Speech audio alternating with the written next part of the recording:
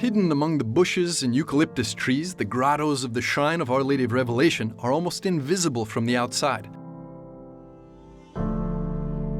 This area in the south of Rome is known as the Tre Fontane, 3 fountains. The tradition has it that the apostle St. Paul was beheaded here.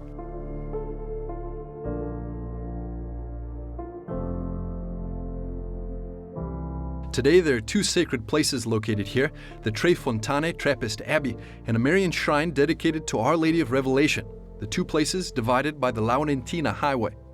The churches on either side of the highway belong to the abbey and date back to the time of the early Christians.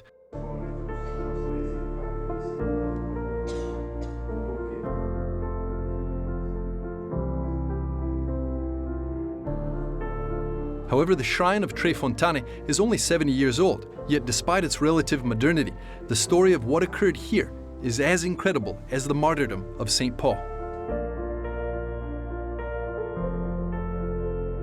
Right here, inside this grotto, Our Lady appeared to an anticlerical Protestant, Bruno Cornacchiola, in 1947. Sister Rebecca is the Mother Superior of the Missionaries of Revelation. This community, inspired by the message of Our Lady of Revelation, was founded only 20 years ago. Sister Rebecca knew Bruno for a long time. She met him when she was 24. Bruno aveva un carattere molto forte. Era un uomo. Bruno had a strong character. He was a strong-willed man who didn't bother with half measures, so he would instill the depth of truth in you when he spoke. He was neither soft nor sweet, as we may picture a kind visionary. On the contrary, he was a true Saint Paul, so he was very incisive and strong when he spoke, but his strength derived by the truth of faith that helped many people return to the Catholic Church. Back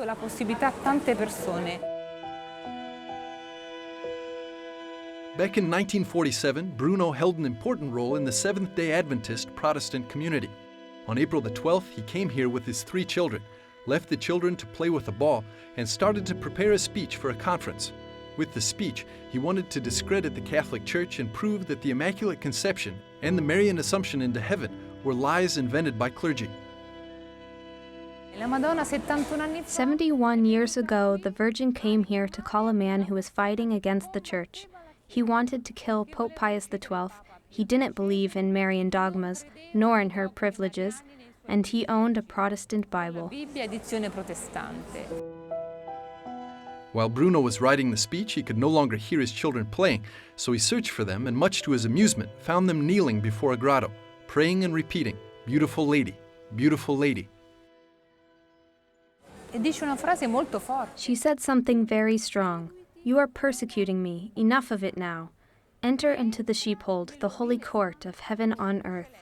That's what the Virgin called the Catholic Church, the holy sheepfold. This place is a place of great conversion, a call to the truth of the Catholic Church.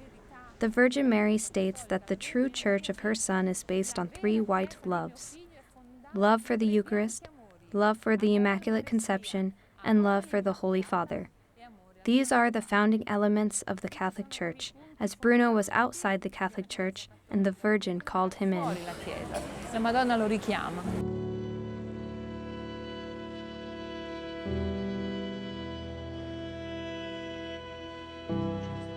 Our Lady was holding the Holy Scriptures to her chest. She was wearing a white dress tied with a rose-colored belt and was covered with a green mantle that flowed from her head to her feet. Since our order was born from this story, we wear a green habit. The Virgin appeared wearing a green mantle and, as you can see, a white dress and a pink band. The Virgin meant something even through these colors. What did she want to explain? Her relationship with the Holy Trinity. Green is a symbol of the creation, so it stands for the Father, and she is the daughter of the Father. White symbolizes grace, and she is the mother of the Son, Jesus. The Holy Ghost, which encircles us with its breath, is the color pink, and she is the spouse of the Holy Ghost. Therefore, the Virgin Mary wants to express her precise relationship with the Holy Trinity through the use of color. Con la Santissima Trinità.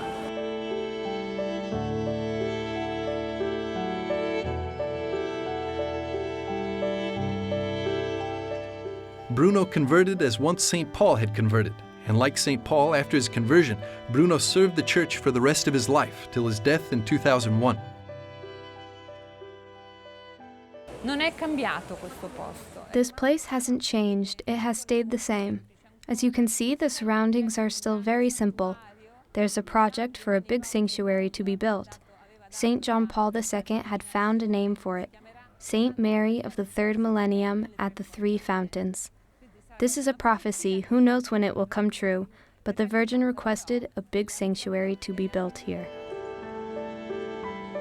The Chapel of the Revelation is part of the grotto galleries.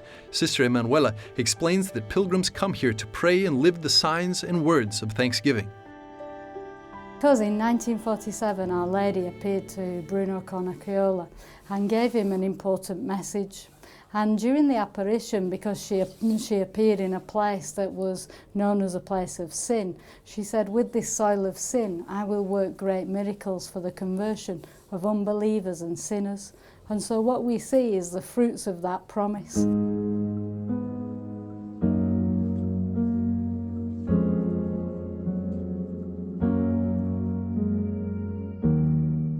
Not only that, Our Lady gave a message for Pope Pius XII, because the year before, in 1946, Pope Pius XII had issued an encyclical asking for some heavenly confirmation whether he should proclaim the dogma of the Assumption.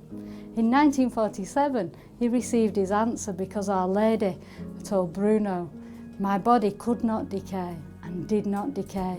My Son and the angels took me to heaven.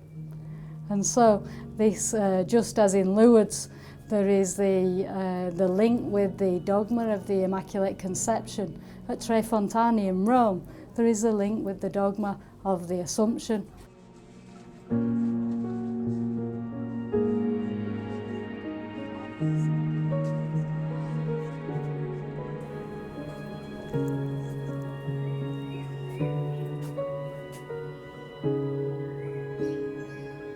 This is a very important place in the heart of the grotto, because after Our Lady, the Virgin of Revelation, had finished speaking to Bruno, she turned in the direction of St. Peter's Basilica and she disappeared through this wall. And so, not surprisingly, lots of pilgrims come here in order to leave the specific prayers, and Bruno himself would come to this spot to pray to the Virgin of Revelation to ask for particular intercessions.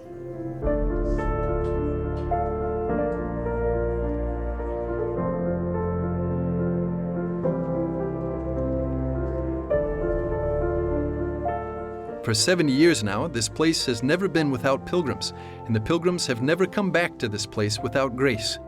News about this miracle oasis of peace has quickly spread throughout the world.